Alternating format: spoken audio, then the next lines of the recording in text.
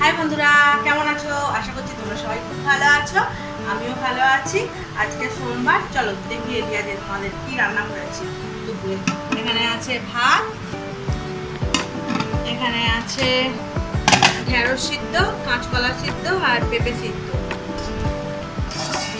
এখানে করেছি এই কচু দিয়ে, আলু দিয়ে আর চিংড়ি মাছ দিয়ে ডালনা মতো করেছি।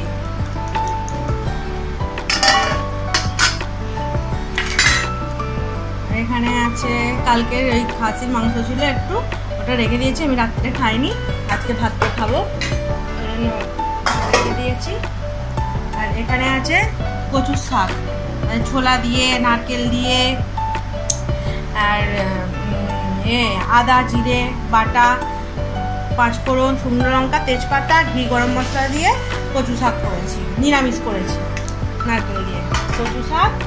আর এখানে রয়েছে কুমড়ো সিদ্ধ, কাঁচা সরষের তেল আর কাঁচা লঙ্কা দিয়ে মাখা।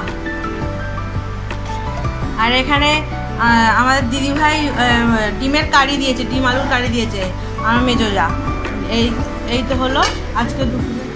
এটা কি আছে গো? আবার এটা কালকে চাটনি আছে, অল্পই আছে, বেশি নেই। এই তো হলো আজকে দুপুরের রান্না। ওকে, টাটা বাই। আমার ভিডিও যদি ভালো লেগে থাকে সাবস্ক্রাইব, লাইক, শেয়ার করে